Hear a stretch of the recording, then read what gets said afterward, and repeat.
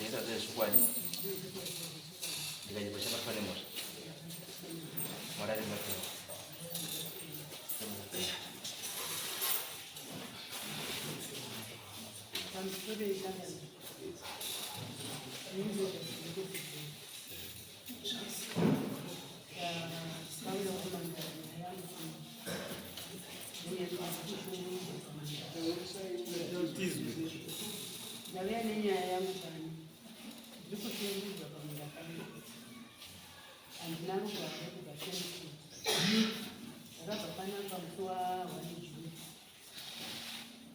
Singosvika vakabva vasina kuita makumbe mabanana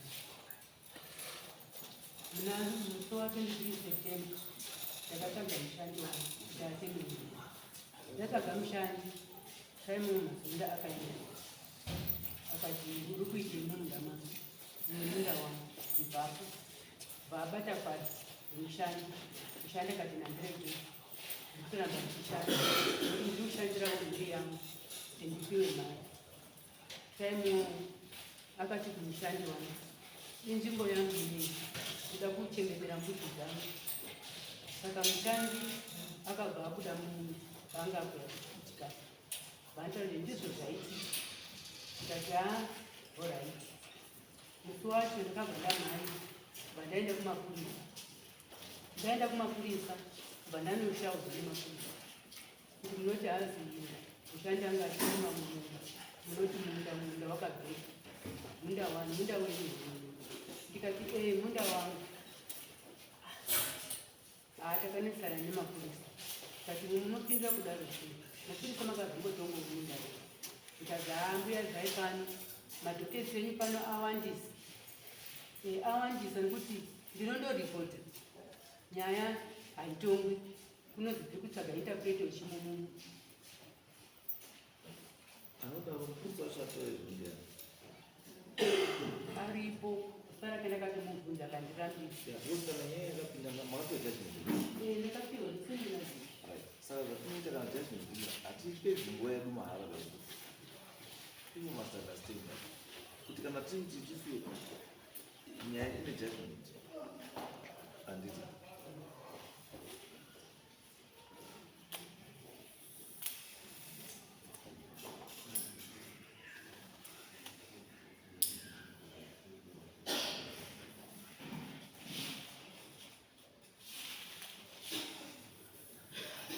andika makazoenda kusuka Major Street ndikaenda paMajor Street ikaraswa ndakabva ndapiwa judgment yekuti wazoti wanga wapinda ndiani ndiyanga apinda Simon handiti saka izvo ini zvinoneswa nei izvezvizvi musi wa6 January vakapinda mumunda vakagogora mabhanana ese. imi muchienda kumapurisa mosvika kumapurisa hazina mambo tibatsire panyaya because already pane judgment yekoti imwe pane judgment yekoti yaMajor Street iyi kuti vakana paipo appeal against this judgment yatakapa judgment ikabuda kuti the appeal is dismissed with the cost entirely on the economic scale, which means this is remote resolutions but contempt of court. Mazwa kumana chamuri kuita izvo zvinhu chinonzi contempt of court. Muri kuzvidza dai munosungwa because dare rine judgment. Mubva padare rine judgment mumaenda kwaMajor Street pane judgment zvakare.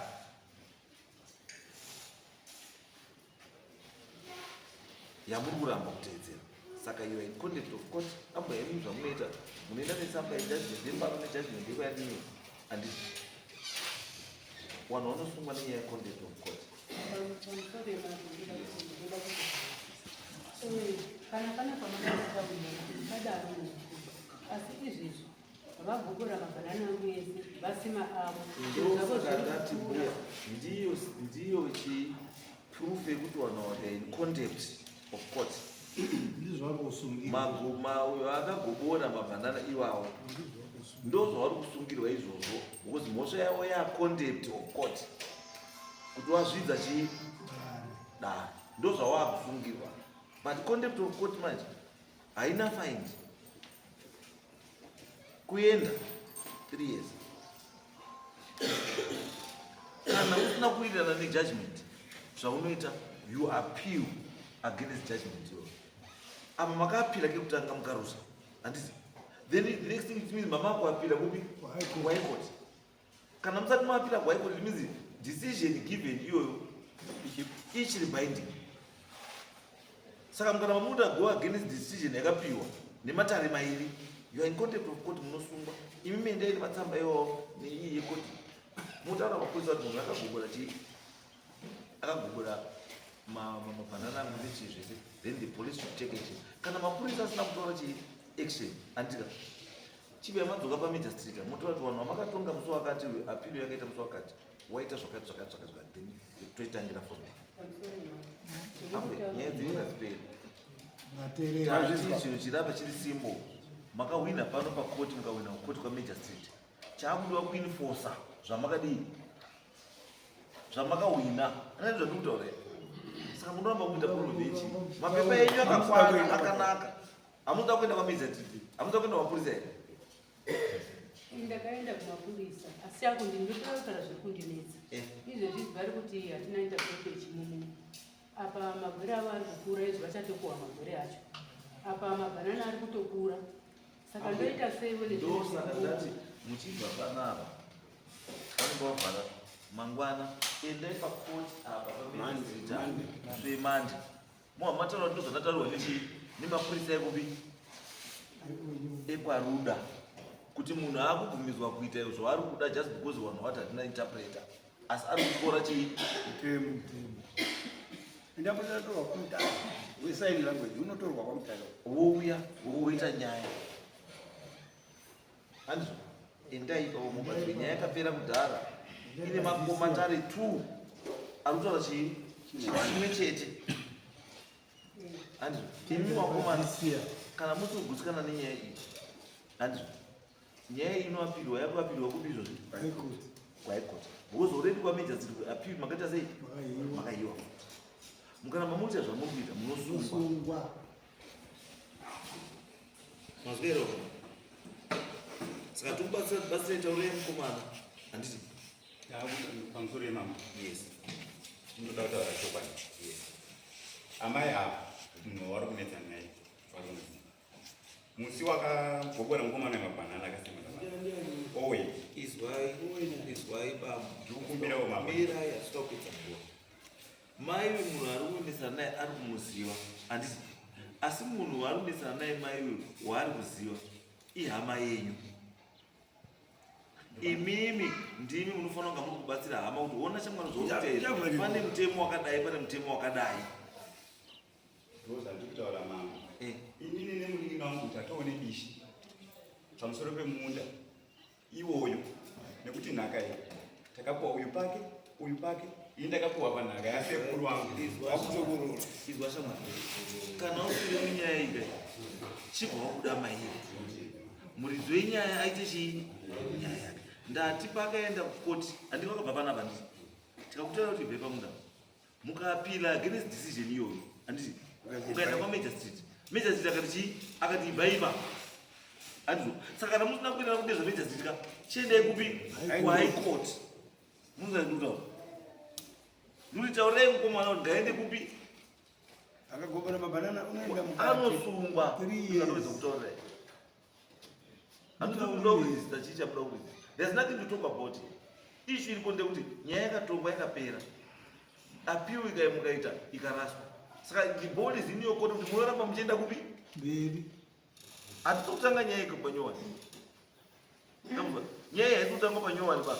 Ndinokubatsira iwo advice kuti zvamakuita zvese izvi ngiasungisa munhu i-contempt of court.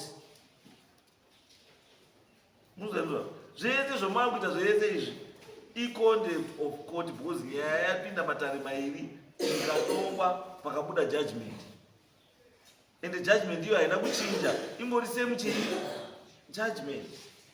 Kana musina kuwirirana nayo, apirai futi mukwire kupi kumusoro, moramba muchikwira. Handizvo zvandinotaura, ndizvo chete zviri kudiwa, hapasina chekushataura nezvazvo. Papila kune time frame ka. Mukanonoka futi papila nguva yakapfuura. Apa hazvichasenzi. Kudoti chitaura inini ndoda kutaura pamusoro yechangamiro. Ini ndochitremo mazonda. Ndoda kutaura pamusoro penyaya iyo yamutaura nezvayo nhasi. Mabhanana akagumburwa naOwen Mazonda. Mabhanana akasimirwa nababa vake James Mazonda. Ndo akagombora. Saka hondo yatanaenda kuna Owen Mazonda ndeyekuti inini ndinoganhura naOwen pamunda ipapo. Hondo tinaenda Owen ari kuti mai ava vakutaurira Owen kuti inini ndakarira nawo mai ava ndomba ndava pamunda waOwen. Saka izvezvi uyu ngomana ane hondo nei Izwai Nyaya dzenye dzimwe. handei tinoita Ndakuboye manje. handei tinoita api ukupi mana waikoti nyaya yakatongwa chii hatisizokurora kuti chii Nyaya iyo yomuno. inoita kutaura yekute mande handizo endei kupi Ndeka managers. endei kupi mapurisa zvakati. Vanorongedzwa vorongedzwa. then interpreter wodaidzwa ukomana wodaidzwa motaurirwa mowirirana munhu wachitaurirwa achizwisisa kuti mutauro rudii vatopera uye hapana chekufunza Hakusina Hamusina kuenda. Wabatsirwa nekuti chii chamunobatsirwa kudai. kutirika mama.